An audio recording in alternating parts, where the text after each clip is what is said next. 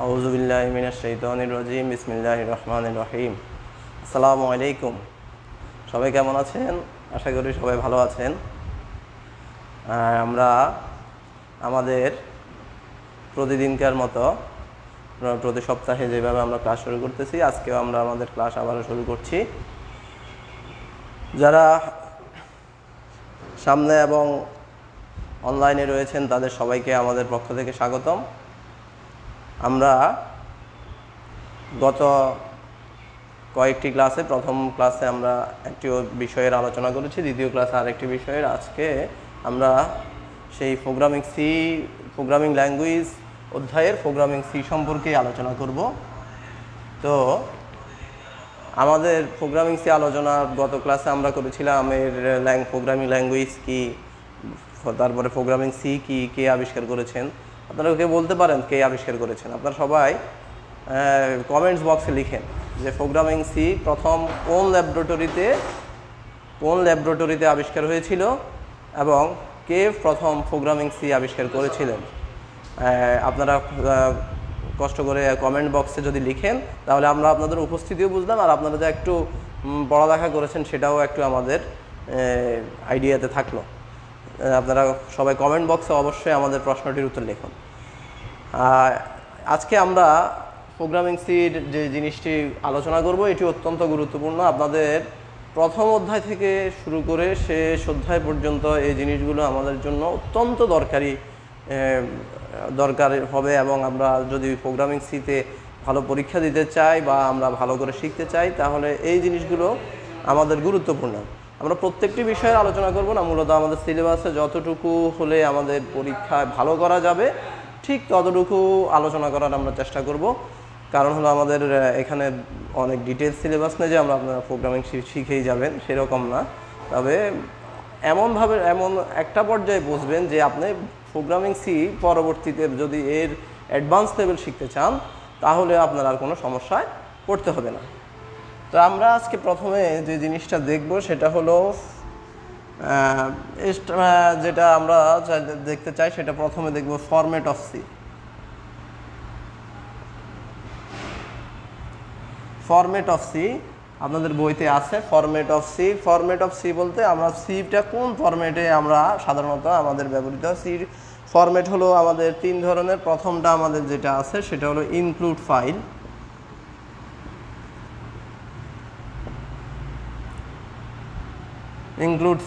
আমরা প্রথম যেই ফরম্যাট নিয়ে কাজ করব সেটা হলো ইনক্লুড ফাইল। আমাদেরকে সি প্রোগ্রাম শুরু করার সময় আমাদেরকে কোনো একটা ফাইলকে ইনক্লুড করতে হয়।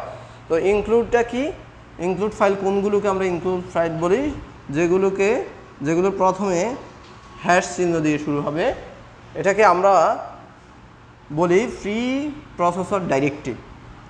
আপনি কোনো সি প্রোগ্রাম শুরু করার প্রথমেই আপনাকে দিতে হবে ইনক্লুড, যেটা প্রোগ্রামের ডিফল্টভাবে অনেক কিছু দেওয়া থাকে সেটাকে আপনাকে এখানে কল করে দিতে হবে। তো সেই জিনিসটা করার জন্য আপনাকে লিখতে হবে হ্যাশ ইনক্লুড। এটার নাম হলো pre processor derivative. Pre processor directive. তাহলে এটার নাম হলো, এই জিনিসটার নাম হলো প্রি প্রসেসর ডাইরেক্টিভ। আপনাদের এটা মনে রাখবেন যে প্রি প্রসেসর ডাইরেক্টিভ কি। তাহলে pre processor directive hash include এই জিনিসটিকে প্রি প্রসেসর ডাইরেক্টিভ বলে। আপনাদের যদি ছোটো প্রশ্ন আসে থাকে, এটার নাম হলো প্রি প্রসেসর ডাইরেক্টিভ। আপনারা ভালো করে এই জিনিসটা জানবেন যে প্রি প্রসেসর ডাইরেক্টিভ। তো এই ইনক্লুড ফাইলে আমরা কি ধরনের ফাইল আমাদের ইউজ করব, আমাদের প্রোগ্রামে ইউজ করব, সেটি প্রোগ্রামের প্রথমেই বলে দিতে হয় হ্যাশ ইনক্লুড studio.h। এটা studio.h। এখানে আমরা বললাম যে studio.hটা কি, অর্থাৎ আমাদের সি প্রোগ্রাম যারা তৈরি করেছেন ওনারা প্রোগ্রামের ভিতরে মূল পার্টের ভিতরে অনেক কিছুকে ডিফল্টভাবে দিয়ে দিয়েছেন। এখন ওই ডিফল্ট জিনিসগুলোকে আমি কি করতে হবে, আমার প্রোগ্রামে কল করে দিতে হবে। তো এর মধ্যে একটি হলো studio.h আমাদের প্রতিটি প্রোগ্রামেই প্রয়োজন। কারণ কি? কারণ হলো studio.h মানে হলো standard input output. Standard input output, অর্থাৎ আপনি যদি আপনার প্রোগ্রামে ইনপুট দিতে চান এবং আউটপুট পেতে চান তাহলে আপনাকে এটা ব্যবহার করতে হবে। সো আমরা বলতেই পারি এটা প্রত্যেকটা প্রোগ্রামে আমাদের লাগবে, অর্থাৎ আমি আমার প্রোগ্রামে অবশ্যই স্ট্যান্ডার্ড ইনপুট আউটপুটকে কী করতে হবে, কল করে নিতে হবে। স্ট্যান্ডার্ড ইনপুট আউটপুটকে কল করে আমরা নেওয়ার পরেই আমাদের এই জিনিসগুলো আমরা ব্যবহার করতে পারবো। এছাড়াও আমাদের এই ধরনের আরও অনেকগুলো ফাইল রয়েছে, instudio.h, conio.h,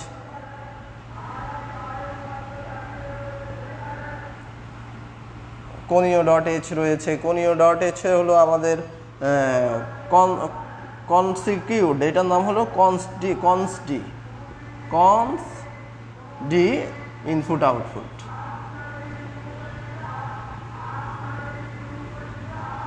তাহলে আমাদের conio.h, এরকম আপনারা আরও অনেক কিছু পাবেন, যেমন আমরা লিখতে পারি #include math.h। এটা আপনি যদি আপনার প্রোগ্রামে ম্যাথমেটিক্যালের টার্মসগুলো ব্যবহার করতে চান তখন আপনাকে math.h লিখতে হবে। আপনি লিখতে পারেন dos.h, এটা আপনার ডস প্রোগ্রাম ব্যবহার করার জন্য, ডসের কোনো ফাংশন যদি আপনি এখানে ব্যবহার করতে চান তাহলে আপনি dos.h। এরকম প্রায় অনেক ধরনের ফাইল আমাদের এই প্রি প্রসেসর ডেরিভেটিভ অংশে রয়েছে। তাহলে আমরা প্রোগ্রামের ফরম্যাট চিতে প্রথমে যে জিনিসটি পাচ্ছি 1 নম্বরে, সেটার নাম হলো ইনক্লুড ফাইল, অর্থাৎ আমরা প্রোগ্রামের মধ্যে যেই ফাইলগুলো, যেই জিনিসগুলো ইউজ করতে চাই সেই জিনিসগুলো যদি আমরা ইউজ করতে হয় তাহলে আমাদেরকে অবশ্যই কি করতে হবে, #include দিয়ে প্রি প্রসেসর ডাইরেক্টিভ দিয়ে আমাদেরকে কি করতে হবে, ফাইলকে কল করে নিতে হবে। এরপরে আমাদের 2 নম্বরে যে ফাংশন আছে মেইন ফাংশন।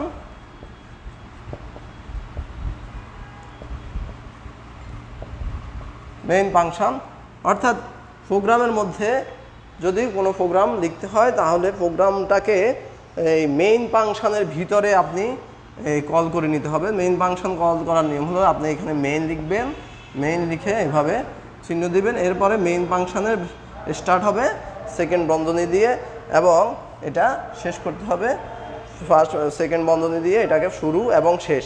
এই মাঝখানের অংশটাতে আপনার দুইটা, এখানে আপনার প্রোগ্রাম হবে যেটা 3 নম্বর অংশটা। তাহলে আমরা মেইন ফাংশনটা হলো প্রোগ্রামের মূল অংশ, অর্থাৎ একটি মেইন ফাংশন দিয়ে আপনি মেইন ফাংশনের ভিতরে আপনার পুরো প্রোগ্রামটাকে কি করতে হবে, তৈরি করতে হবে মেইন ফাংশনের ভিতরে। তো আমাদের এই মেইন ফাংশনের ভিতরের যে অংশটা, এই অংশটার 2টা অংশ আছে। এটার মধ্যে একটা হলো লাইব্রেরি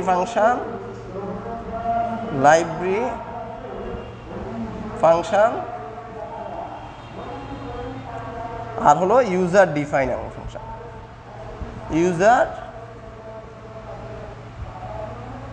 ইউজার ডিফাইন ফাংশন। এখন লাইব্রেরি ফাংশন কি? লাইব্রেরি ফাংশনগুলো হলো আপনার প্রোগ্রামের মধ্যে যে জিনিসগুলো রয়েছে প্রোগ্রামে আছে, আপনি শুধু সেখান থেকে কল করে নেবেন, সেটাকে আমরা বলি লাইব্রেরি ফাংশন। অর্থাৎ প্রোগ্রামে যারা তৈরি করেছেন বা যারা এটাকে নির্মাণ করেছেন তারা আগেই ভিতরে যে জিনিসগুলো দিয়েছে সেই ফাংশনগুলোকে মূলত তাদের একটা লাইব্রেরিতে রাখা হয়েছে। অর্থাৎ তাদের বিভিন্ন লাইব্রেরি, একটা ফাইলের মধ্যে আমরা যেরকম বাসায় আলমারির মধ্যে বিভিন্ন রকমের তাক করে রাখি, সেই রকম এখানেও বিভিন্ন ফাংশনগুলোকে, যেমন আমরা যদি ইনপুটের একটা লাইব্রেরি রয়েছে, আউটপুটের একটা লাইব্রেরি রয়েছে, বিভিন্ন ফাংশনের ম্যাথমেটিক্যাল ফাংশনের একটা লাইব্রেরি রয়েছে, এই লাইব্রেরিগুলোকে যখন আমরা কল করব সেটাকে আমরা বলতেছি লাইব্রেরি ফাংশন। এই লাইব্রেরি ফাংশনটা থাকবে, সেটা আমরা ইউজ করব এটার ভিতরে লাইব্রেরি ফাংশন এবং user define function. User define function বলতে আমরা যে জিনিসটা বুঝি এটাই আমাদের জন্য ইম্পর্টেন্ট। লাইব্রেরি ফাংশন আমরা সহজে কল করে নিতে পারবো যে আমাদের যে জিনিসগুলো আছে। ওয়ালাইকুম আসসালাম। লাইব্রেরি ফাংশন হলো আমাদের যে জিনিসগুলো আমাদের প্রোগ্রামে ডিফল্টভাবে থাকবে সেই জিনিসগুলো আমরা কল করে নিব। আর ইউজার ফাংশন হলো ইউজার ডিফাইন ফাংশনে আমরা যে জিনিসটি পাবো সেটি হলো আমাদের ইউজার নিজে যদি আমাদের কোনো কিছু যোগ করতে হয় তাহলে সে যোগ করবে, তারপরে যদি গুণ করতে হয় সেটা গুণ করে নেবে, তারপরে আমাদের যদি কোনো কিছু যে ম্যাথমেটিক্যাল টার্ম অথবা আমাদের ত্রিভুজের ক্ষেত্রফল বিভিন্ন ধরনের যে প্রোগ্রামগুলো রয়েছে এই প্রোগ্রামগুলো ইউজার নিজে যে জিনিসটা করতে চায়, অর্থাৎ ব্যবহারকারী যেটা ব্যবহার করবে, ওই ব্যবহারকারীর অংশটা হলো আমাদের ইউজার ডিফাইন ফাংশন। ঠিক আছে, তাহলে আমরা এই ফরম্যাট সির অংশটা আমরা মোটামুটি শেষ হলো। আমাদের এই জিনিসটা আমরা আরও ডিটেলসভাবে আমরা শিখবো যখন স্ট্রাকচার অফ প্রোগ্রামিং সি।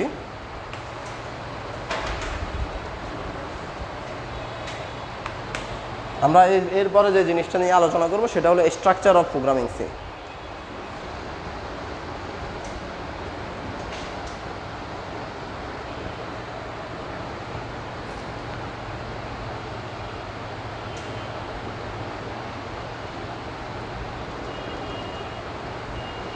তো আপনারা, আমাদের নতুন একজন স্টুডেন্ট এসছে আমাদের সামনে, ওনার সাথে একটু পরিচয় হয়ে নিই।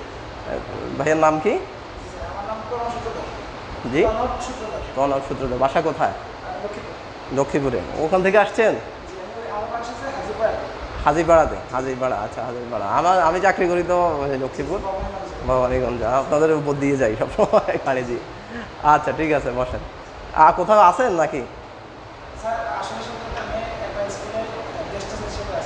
কোন স্কুল? কি?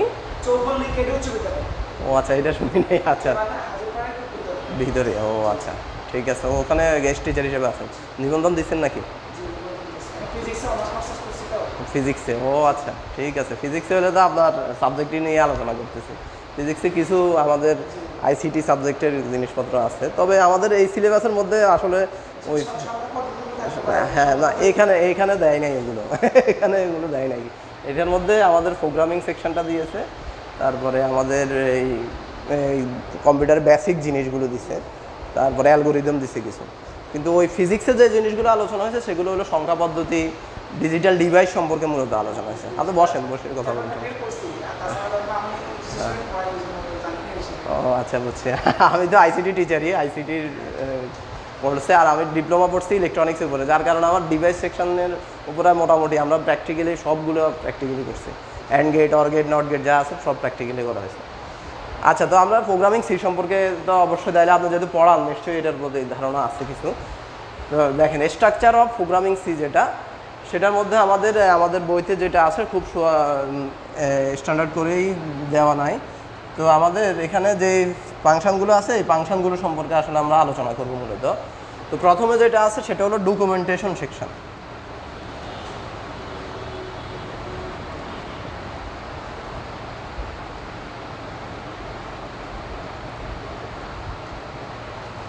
ডকুমেন্টেশন সেকশনে যে জিনিসটা আমাদের করতে হয়, এই ডকুমেন্টেশন সেকশনের কাজ হলো, আপনি একটা প্রোগ্রাম তৈরি করলেন। প্রোগ্রামটা তৈরি করার পরে আপনি তো সারা জীবন ওই প্রোগ্রাম ইউজ করবেন এরকম না, বা আপনার প্রোগ্রামটা আপনি ইউজ করার জন্য মূলত বানাচ্ছেন না, বানাচ্ছেন কার জন্য? সবার জন্য। এখন এই সবার জন্য বানাতে হলে আপনাকে আপনার প্রোগ্রামটা দেখি, যেমন আমরা যদি কোনো অ্যাপ্লিকেশন মোবাইলে ডাউনলোড করি, তখন আমরা সাথে সাথে ওই প্রোগ্রামটা কী কাজ করে ওখানে দেওয়া থাকে যে এই প্রোগ্রামটা এই কাজ করবে, অথবা প্রথমে টিউটোরিয়াল দেখা যায় আপনি এখানে এই সুইচটা, এই বাটনটা এই কাজ করবে, এই বাটনটা এই কাজ করবে, এই জিনিসটা এই কাজ করবে। আগেই আপনাকে কি দেওয়া হয়? একটা দিক নির্দেশনা দেওয়া হয়, হ্যাঁ ম্যানুয়াল দেওয়া হয়। এই ডকুমেন্টেশনটা একরকম হয়, ম্যানুয়াল হতে পারে। আরেকটা যে জিনিসটা হতে পারে সেটা হলো যে আপনার অথরের নাম, যে এই জিনিসটা কে আবিষ্কার করছেন বা কে এটা তৈরি করছেন, কোন কোম্পানি তৈরি করছেন, এই জিনিসগুলো আগে কি করে দেওয়া, ওখানে সেট করে দেওয়া যেন একজন দেখলে সহজে কী করতে পারে, এই প্রোগ্রামটার পরিচয় সম্পর্কে জানতে পারে। তো এটা ডকুমেন্টেশন করার সিস্টেমে আমরা এক হলো ডাবল স্ল্যাশ দিয়ে আপনি কোনো কিছু নোট করে দিতে পারেন। আমরা বললাম যে double slash this is programming C, এরকম লিখতে হবে।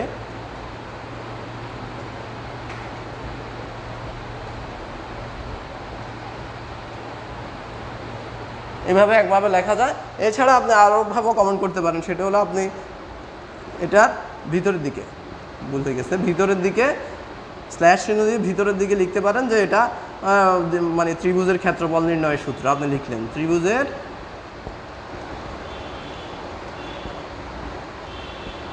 ক্ষেত্রফল নির্ণয়ের সূত্র, তারপরে এটাকে আপনি আবার এই চিহ্ন দিয়ে কী করবেন, ক্লোজ করবেন।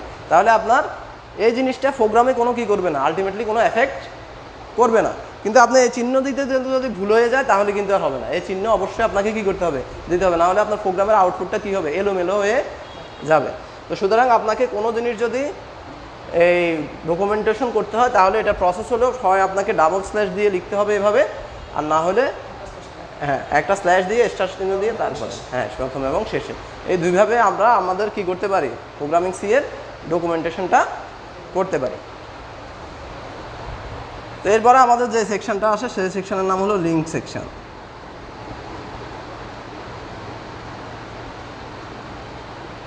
এরপরে যে সেকশনটা এটা হলো লিঙ্ক সেকশন। এই লিঙ্ক সেকশনটা আমাদের যে জিনিসটা লিঙ্ক সেকশনে আমাদের হবে সেই জিনিসটা হলো আমরা লিঙ্ক সেকশনে আমরা আমাদের প্রোগ্রামের মধ্যে প্রোগ্রাম যারা তৈরি করছে তারা কিছু জিনিস আগে দিয়ে রাখছে। এখন এই দিয়ে রাখা জিনিসগুলোকে আমাকে কি করতে হবে ব্যবহার করতে হবে। তো এই ব্যবহার করতে হলে আমি এখানে কি করব ওই জিনিসটার সাথে আমি কি করব লিঙ্ক তৈরি করব। তাহলে এই লিঙ্কটা আমরা কিভাবে তৈরি করি, আমরা লিঙ্কটা তৈরি করি আমরা হ্যাশ ইনক্লুড, আমরা কতক্ষণ আগে কিন্তু ক্লাসে এই জিনিসটা আলোচনা করেছি। এই হ্যাশ ইনক্লুড যেটা আমরা বলেছি এখন আমাদের ফরম্যাট সিতে বলেছি যে আমাদের যে কোনো জিনিসে এই প্রি প্রসেসের ডাইরেক্টিভ না, এটা এই সেকশনের ভিতরে না, এটা এই সেকশনের লেখা আর কি, কেমন এটা সেকশনের ভিতরে অন্য লেখা আছে। এটা হলো হ্যাশ ইনক্লুড ডাইরেক্টিভ। আচ্ছা এটা বাইরে লিখি তাহলে কনফিউশনটা দূর থাকে। তাহলে আমাদের এই হ্যাশ ইনক্লুড ডাইরেক্টিভটা ব্যবহার করে ধরেন আমরা দিলাম এখন studio.h। আমরা কিছুক্ষণ আগে আলোচনা করেছি studio.h মানে কি স্ট্যান্ডার্ড ইনপুট আউটপুট, লিখে নেন standard input output hash include studio.h অর্থাৎ এটা পূর্ণ নাম হলো স্ট্যান্ডার্ড ইনপুট আউটপুট। তাইলে যদি আমি studio.h দিই তখন আমরা প্রোগ্রামে কি ব্যবহার করতে পারবো, প্রোগ্রামে আমরা তখন দুইটা জিনিস ব্যবহার করতে পারবো, একটা হলো printf আর একটা হলো scanf, একটা হলো printf। কিন্তু আমি যদি এই কি লিঙ্কটা না করি তাহলে আমি এই দুইটা জিনিস কি করতে পারবো না, ব্যবহার করতে পারবো না। ক্লিয়ার? মানে আমাদের প্রথমেই আমাদেরকে লিঙ্ক সেকশনে বলে দিতে হবে আমি এই জিনিসটা আমার প্রোগ্রামের ভিতরে কি করব, ব্যবহার করব। এই কথা যখন বলে দিব তখন আমি এই দুইটা জিনিস ব্যবহার করতে পারবো, একটা হলো printf আর একটা হলো কি scanf। এই দুইটা জিনিস ব্যবহার করে printf কি করে, printf কোনো কিছুর হ্যাঁ এই যে দাগ হ্যাঁ printf কি করবে আমাদের, printf কোনো কিছুর আউটপুট দেখাবে, কোনো কিছুর ইনপুট দেওয়া বা আউটপুট দেওয়া দেখা যায় না, কোনো কিছুর ইনপুট দিতে হলে সে একটা কমান্ড দেখাবে, শো করবে। অর্থাৎ আউটপুটে আমরা ইনপুট দিতে হলে তাকে আমরা সেই কমান্ডটাকে কি করব, বাইরে দেখাবো। সেই কমান্ডটাকে যে সেই কমান্ডের লেখাকে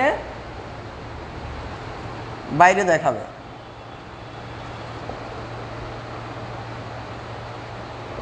আবার যখন আউটপুট লিখব, আউটপুট পেতে চাই তখন এটা আউটপুট দেখানোর জন্য। তাহলে কি হলো, আমরা যদি printf ব্যবহার করি, আমরা একজনকে নির্দেশনা দিলাম যে তিনটি সংখ্যার মান দাও, তিনটি সংখ্যার মান লিখো। এই কথা লিখলে আমাকে এই জিনিসটা কোথায় দেখাবে, আউটপুটে দেখাবে। কার জন্য দেখাবে, printf এর সামনে। আমি এই printf এর সামনে জিনিসটা দিতে হবে, তাহলে আমাদেরকে এই জিনিসটা কোথায় দেখাবে, আউটপুটে দেখাবে। আবার আমরা যদি printf এর রেজাল্ট তিনটি সংখ্যার যোগফল, তখন আমরা লিখবো যে তিনটি সংখ্যার যোগফল। তাহলে যোগফলটা সে কার মাধ্যমে দেখাবে, printf এর সামনে যেটা লিখবো আমরা সেই জিনিসটাই কি করতে পারবো, আউটপুটে দেখতে পাবো।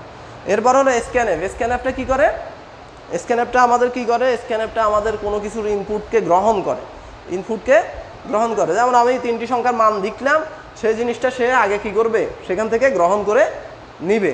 আর scanf যদি আমি ব্যবহার না করি আমার কোনো কিছু নিবেও না, আমি কোনো কিছু দেখাতেও পারবো না। তাহলে এই দুইটা জিনিস যদি ব্যবহার করতে হয় আমাদেরকে কি ব্যবহার করতে হবে, studio.h ব্যবহার করতে হবে। ব্যবহার করলে আমরা এই দুইটা জিনিস ব্যবহার করবো। আর এই দুইটা জিনিস আমাদের প্রোগ্রামের সবচেয়ে কি গুরুত্বপূর্ণ, এটা হলো আবশ্যক। এটা কি আবশ্যক, লাগবেই, কম্পালসারি। এটা ছাড়া কোনো প্রোগ্রামই তৈরি হবে না, এটা আমাদের লাগবে। আর কিন্তু বাকি অনেক কিছু আমরা ছেড়ে যেতে পারবো ইচ্ছে করলে, কিন্তু এই দুইটা জিনিস এই studio.h এর পাশাপাশি এই দুইটা জিনিস কি আমাদের লাগবে, এটা আবশ্যক। একটা সি প্রোগ্রামের জন্য এটা কি আবশ্যক।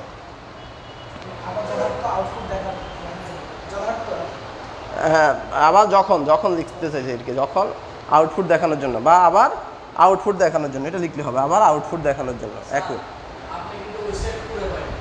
এই সাইড এই পাশে কেমন, এই পাশে যাওয়া হয় না আর কি, এই পাশে ফ্যান কাছে দাও। ঠিক আছে, আচ্ছা তাহলে আমাদের এরপরে হলো ডেফিনেশন সেকশন।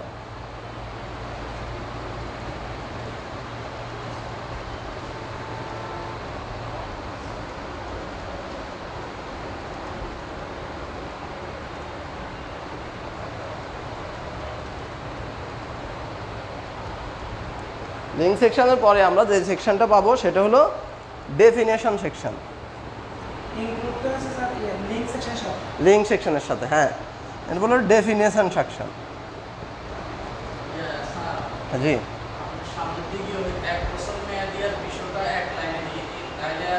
ওইটা ওইটা আচ্ছা আচ্ছা, ডেফিনেশন সেকশন। আর এই ক্লাসে বেশি পড়া দেখা আর কি, এরপরে তো এমন পড়া দেখা নাই। ঠিক আছে, দিয়ে দেওয়া যাবে। ওই স্যারের তো লেখা কম থাকে, স্যারও অল্প জায়গাতে চলে।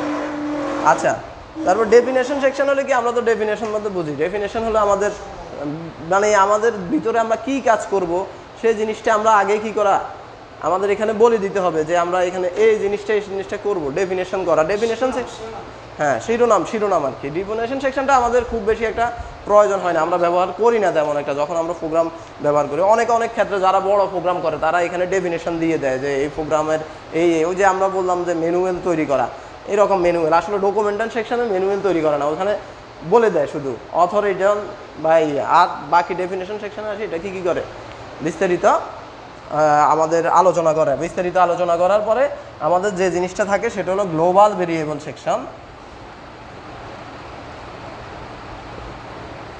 Global declaration section.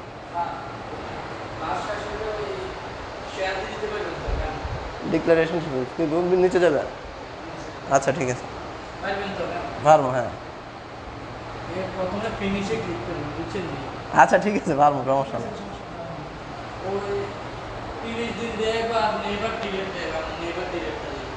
আচ্ছা, তাহলে আমাদের যে জিনিসটা আছে গ্লোবাল ডিক্লারেশন সেকশন, এই গ্লোবাল ডিক্লারেশন সেকশনে কি আমরা আমাদের এই জিনিসটা অনেক ব্যাপক। আমাদের ইয়াতে আমরা কি ধরনের ডাটা ব্যবহার করব, কি ধরনের কি জিনিস ব্যবহার করব সেই জিনিসটা আমাদেরকে এখানে জানতে হবে। যেমন আমাদের ডাটা রয়েছে বিভিন্ন ধরনের, ইন্টিজার টাইপ ডাটা রয়েছে, ইন্টিজার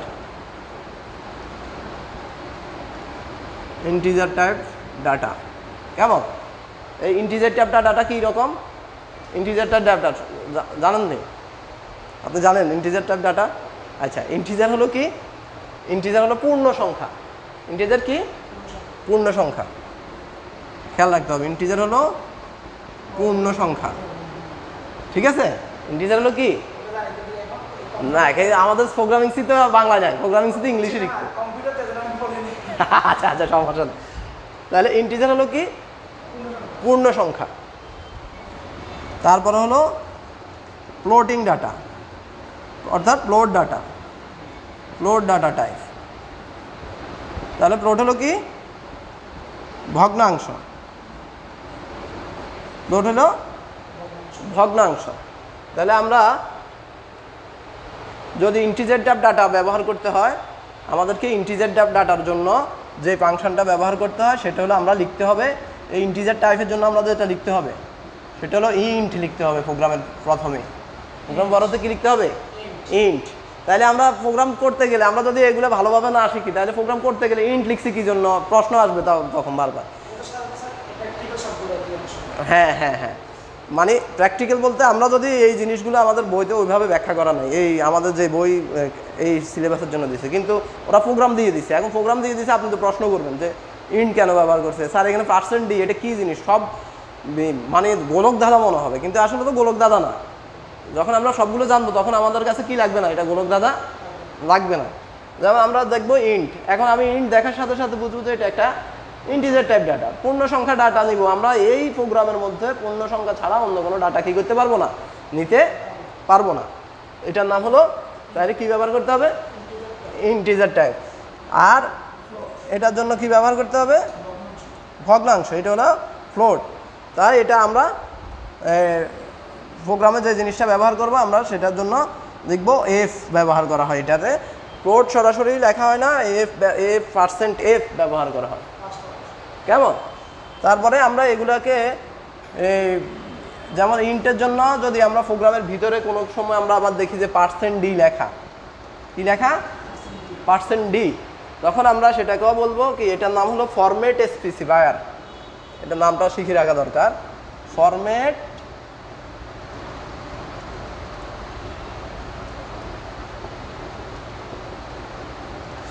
স্পেসিফায়ার। ঠিক আছে? তাহলে এই কোনটাকে বলে? এটা এই %d, %f।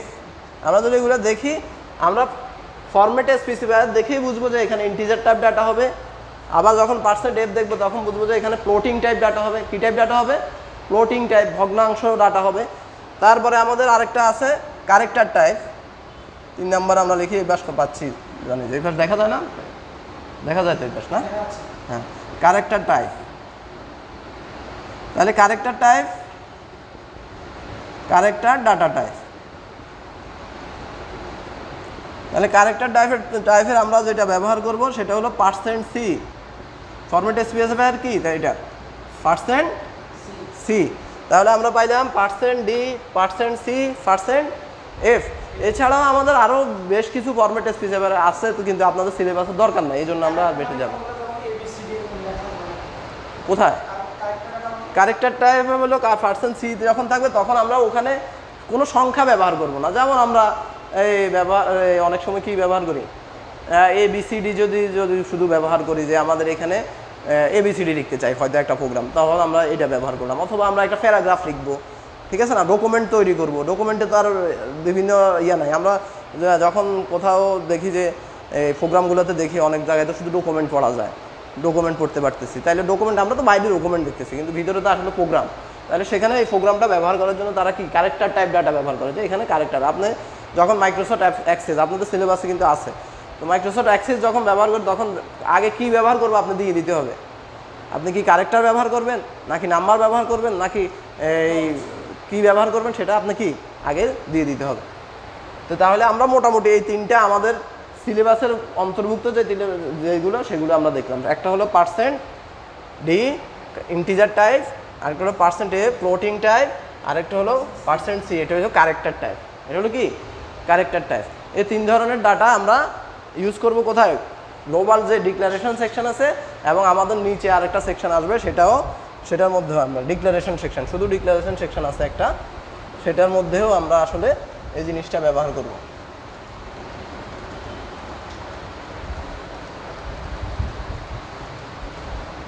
আচ্ছা, এই জিনিসটা তো লেখা হয়েছে আপনার, কেমন?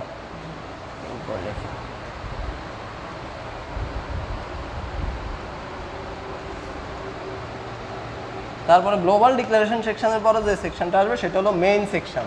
আপনার ওই গ্লোবাল ডিক্লারেশনের পরে লিখবেন আর কি, main section, main function. Main ফাংশনের মধ্যে আবার আমাদের দুইটা জিনিস আছে, একটা হলো ডিক্লারেশন পার্ট, একটা হলো এক্সিকিউশন পার্ট।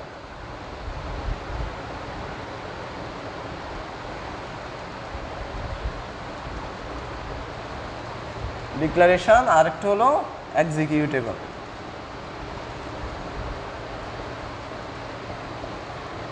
ডিক্লারেশন পার্ট আর একটা হলো কি এক্সিকিউটেবল পার্ট, এই মেইন ফাংশনের ভিতরে। অর্থাৎ এটা আপনি এইভাবে লিখবেন, মেইন ফাংশন, এরপরে এরকম এটা চিত্র আছে, একটা চিত্র আছে আপনাদের বইতে দেওয়াই আছে, আপনাদের বই যেটাও সেখানে দেওয়া আছে এইভাবেই, যেটা আমরা ঘর করছি এরপরে এইভাবে লেখা হবে।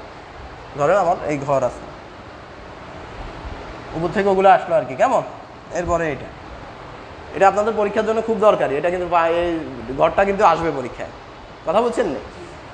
তাহলে মেইন ফাংশনে আমাদের দুইটা ফাংশন আছে, ডিক্লারেশন পার্ট হলো এক্সিকিউটেবল পার্ট।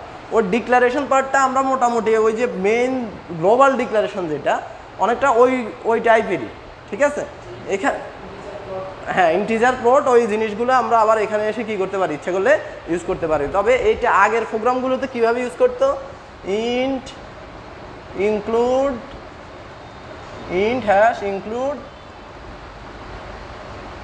Include studio.h। তাহলে এইখানে এই ইনটা কি গ্লোবাল ডিক্লারেশন, ওই যে আমরা এতক্ষণ আলোচনা করি, এটা এই ইনটা কি গ্লোবাল ডিক্লারেশন।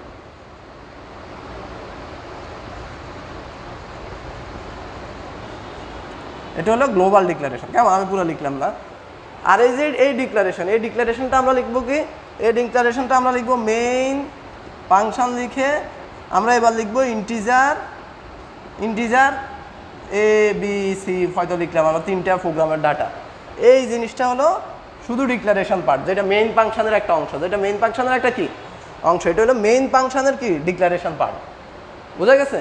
তাহলে একটা হলো গ্লোবাল ডিক্লারেশন, সেটা হলো প্রোগ্রামের একদম প্রথমে ইনক্লুডের পাশে থাকে, যেটা প্রি প্রসেসর ডাইরেক্টিভের পাশে কি করতে হয়, লিখতে হয়। আর এটা হলো আমাদের ডিক্লারেশন পার্ট মেইন ফাংশনের সাথে। তাহলে এই মেইন ফাংশনের সাথে আমরা এই যে পার্ট করবো সেটা হলো ডিক্লারেশন পার্ট। আর বাদ বাকি ডিক্লারেশন সব একই রকম, ডিক্লারেশন সব কি একই রকম। ইন্টিজার হলে ইন্টিজার, ফ্লোট হলে ফ্লোট, যেভাবে আমরা লিখতে চাই। এরপরে যেটা এক্সিকিউটেবল পার্ট, এই এক্সিকিউটেবল পার্ট হলো আমাদের প্রোগ্রামের ওই অংশ যেখানে প্রোগ্রামের মূল কাজটা করা হয়। মূল কাজটা কি করা হয়, ধরেন আমি ত্রিভুজের ক্ষেত্রফল বাইর করবো। এখন ত্রিভুজের ক্ষেত্রফল সমান কি, হাফ ইন্টু ভূমি ইন্টু উচ্চতা। এখন প্রশ্ন আসে যে বিএইচ কেন লিখছি, আবার যদি যারা অনলাইনে আছেন প্রশ্ন করতে পারেন যে বিএইচ মানে হলো এখানে এগুলোর নাম হলো কি, আমরা এখন এটা শিখবো, এটা হলো ভেরিয়েবল ডিক্লারেশন। এটা হলো কি ভেরিয়েবল ডিক্লারেশন। ভেরিয়েবল আশা করি যারা সবাই এখানে অনেক বড় মানের জানি, আমার জানার মধ্যে ভেরিয়েবল ডিক্লারেশন হলো কি, যে কোনো সংখ্যা আমি ইচ্ছে করলে কি করতে পারি, ব্যবহার করতে পারি। ভেরিয়েবল আমার এটা পরিবর্তনশীল, তবে এটার মান পরিবর্তনশীল নয়, এটা পরিবর্তনশীল। আমরা এখানে ইচ্ছা করলে এও ব্যবহার করতে পারি, এখানে ইচ্ছা করলে আমরা কও ব্যবহার করতে পারি, কোনো সমস্যা নাই। কারণ হলো এগুলো হলো কি ভেরিয়েবল, এটা আমরা ইচ্ছা করলেই কি করতে পারি, পরিবর্তন করতে পারি। তাহলে আমরা এই এক্সিকিউটেবল পার্টের মধ্যে আমরা এই সূত্রটার কি করব, সমাধান করব। অর্থাৎ এক্সিকিউটেবল পার্টের অংশ হলো সে তার কার্য কি করে, সম্পাদন করে, কাজগুলো কি করে সে এখানে সম্পাদন করে। এটা হলো তার এক্সিকিউটেবল পার্টের কি অংশ। এই এক্সিকিউটেবল পার্টে আমরা বিভিন্ন ধরনের সূত্র, আমরা যোগ করলে যোগ, ভাগ করলে ভাগ, অর্থাৎ ত্রিভুজের ক্ষেত্রফল বের করলে ওটা হবে ক্ষেত্র, তারপরে আমরা যদি আয়তক্ষেত্রের ক্ষেত্রফল, বিভিন্ন ধরনের প্রোগ্রামের কোনো কি নাই, শেষ নাই। এরকম প্রোগ্রামগুলো আমরা যেই ম্যাথমেটিক্যাল টার্ম বা বলতে পারি অনেকটা, ওই জিনিসগুলো কোথায় শেষ করবো, আমরা এক্সিকিউটেবল পার্টে শেষ করব। তারপরে আমরা যে জিনিসটা করব আমাদের হলো সাব প্রোগ্রাম সেকশন।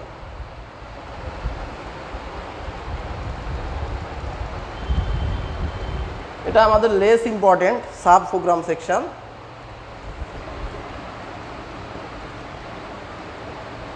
আবার ইম্পর্টেন্ট, কি জন্য ইম্পর্টেন্ট, কি জন্য লেস ইম্পর্টেন্ট এটা বলতেছি। সাব প্রোগ্রাম সেকশন কেমন, এখানে আমরা বিভিন্ন, যেমন আমরা এখানে লিখতে পারি ফাংশন 1,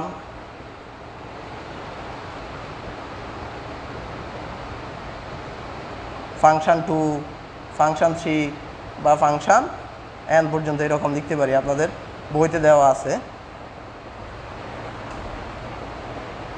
ফাংশন n। অর্থাৎ আমি তো একটা প্রোগ্রামে শুধুমাত্র একটা কাজ করবো, ত্রিভুজের ক্ষেত্রফল বের করবো, এরকম একটা প্রোগ্রাম করে বাজারে ছাড়তে পারবো না, আসলে এটা কিছুই দেখা যায় না। আপনি যদি ওইরকম একটা প্রোগ্রাম রচনা করেন আর আউটপুট দেখেন, ওখানে দেখবেন শুধু একটা লাইন দেওয়া আছে আর কিছুই দেওয়া নেই। তো এইরকম প্রোগ্রাম তো আর তৈরি হয় না, ঠিক আছে না? তাহলে আমরা এই প্রোগ্রাম যদি আমরা একাধিক ফাংশন আমাদের প্রোগ্রামে, যেমন আমরা ওয়েবসাইট দেখি, আমাদের ওয়েবসাইটে একাধিক ফাংশন, বিভিন্ন ধরনের কাজ করা যায়। তো প্রোগ্রামের মধ্যেও আমরা বিভিন্ন ধরনের, যেমন একটা ক্যালকুলেটর তৈরি করলাম আমি, তো ক্যালকুলেটরের মধ্যে কি শুধু আমি যোগ করি না, বিয়োগ করি, ভাগ করি, আবার সংখ্যা, একাধিক সংখ্যা যোগ করতে পারি, একাধিক সংখ্যার বিয়োগ করতে পারি। আমরা কিন্তু ক্যালকুলেটর তৈরি করতে পারি আমাদের এই প্রোগ্রামিং সিতে, ঠিক আছে? আমরা আমাদের এই স্টুডেন্টের রেজাল্ট তৈরি করতে পারি এই প্রোগ্রামিং সিতে, সব ধরনের কাজ করা যায়, ঠিক আছে? এবং আমরা প্রথম ক্লাসে আমরা আলোচনা করেছি যে আমাদের এই প্রোগ্রামটা আসলে বেসিক, কিন্তু বর্তমানে এই প্রোগ্রাম কি আছে, বর্তমানে এই প্রোগ্রাম নাই না, বর্তমানে এই প্রোগ্রাম আছে কিন্তু এই প্রোগ্রাম ব্যবহার নাই। কিন্তু আপনি যদি শিখতে হয় এই প্রোগ্রাম আগে শিখতে হবে। ধরুন আপনি প্রোগ্রামিং শিখতে চান, তাহলে আপনাকে আগে কী করতে হবে, প্রোগ্রামিং শিখতে হবে। না হলে ওই যে বেসিক যদি না জানেন তাহলে জানতে হবে। হ্যাঁ, প্রোগ্রাম বেসিক না শিখলে আমি কিছুই শিখে যান। তাহলে সাব প্রোগ্রাম সেকশনটা নিশ্চয়ই বুঝছেন। আমি বিভিন্ন ধরনের ফাংশন কী করব, একটা প্রোগ্রামের মধ্যে ব্যবহার করব। তখন আমাদের এই সাব সেকশনটা কিন্তু কোথায় যাবে, ওই যে মেইন ফাংশনের এই যে এই দুইটা ব্র্যাকেটের ভিতরে কি সাবসেকশনগুলো শুধু এই ব্র্যাকেটের ভিতরে কি করতে থাকবে, ঢুকতে থাকবে। আমি যতগুলো কাজ করতে চাই, নতুন নতুন কাজ করতে চাই, সব ফাংশনগুলো কি করব, এটার ভিতরে আমরা কি করব, কাজ করব। ঠিক আছে, তাহলে আমরা মোটামুটি আমাদের সি প্রোগ্রামের যে বেসিক স্ট্রাকচার, এই স্ট্রাকচারটা আমরা এখান থেকে জানতে পারলাম। তারপরে আমাদের বিভিন্ন ধরনের আমরা একটু অল্প করে হলেও আলোচনা করে যাই, যদিও আপনাদের বইতে দেখি নেই এরকম আলোচনা। আমাদের এটা হলো স্ট্রাকচার গেল আমাদের, কেমন?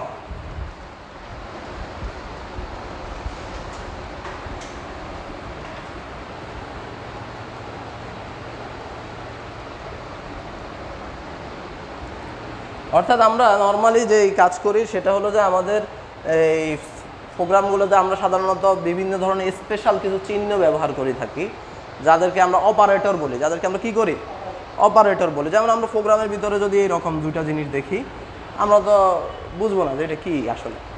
ঠিক আছে, তো এরকম বিশেষ কিছু অপারেটর আছে, আপনাদের বইতে আমি আলোচনা দেখি নেই, তারপর আমরা না চিনলে তো বলবো যে আইরে দুইটা অ্যান্ড দিলাম কি।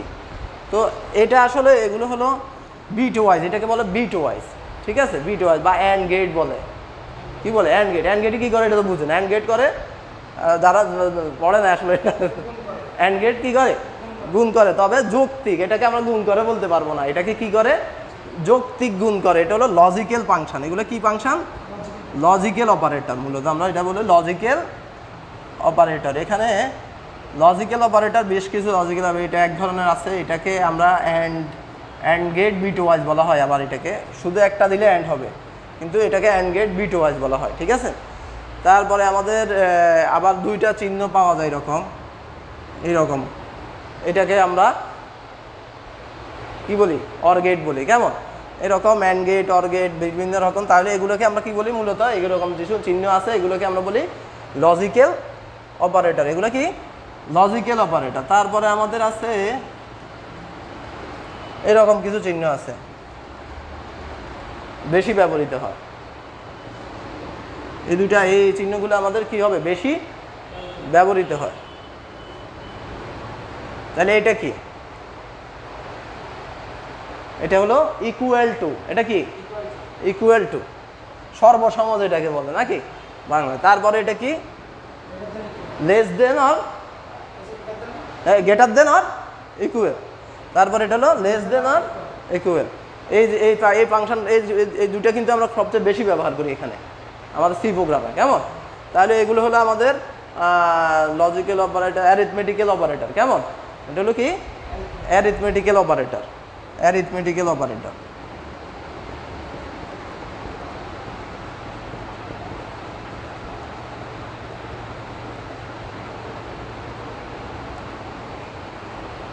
আসলে আমি যখন ওই যে দেখলাম আপনাদের অনুশীলনীতে প্রোগ্রাম দেওয়া আছে, কিন্তু প্রোগ্রামের অনেক কিছু আলোচনা করা নাই, যার কারণে আমি চিন্তা করলাম যে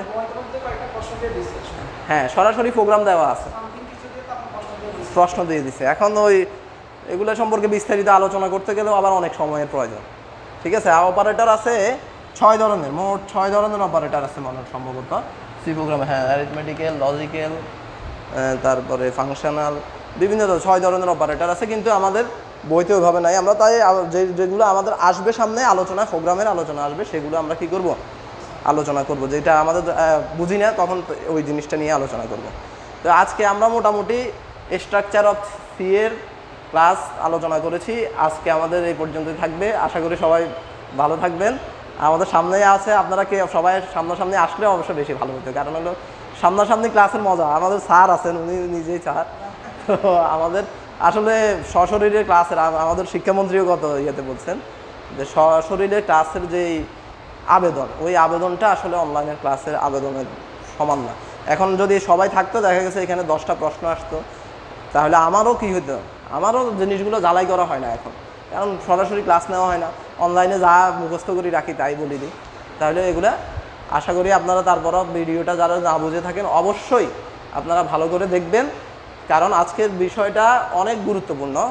আপনারা যদি সি প্রোগ্রাম অ্যান্সার করতে হয় অবশ্যই আপনারা এই জিনিসগুলো জানতে হবে। আমরা আগামী ক্লাসে ইনশাল্লাহ আমাদের ফুল প্রোগ্রাম, অন্তত 2টা প্রোগ্রাম নিয়ে আমরা আলোচনা করব। আজকে এই পর্যন্তই। সবাইকে অশেষ ধন্যবাদ। আল্লাহ হাফেজ। আসসালামু আলাইকুম।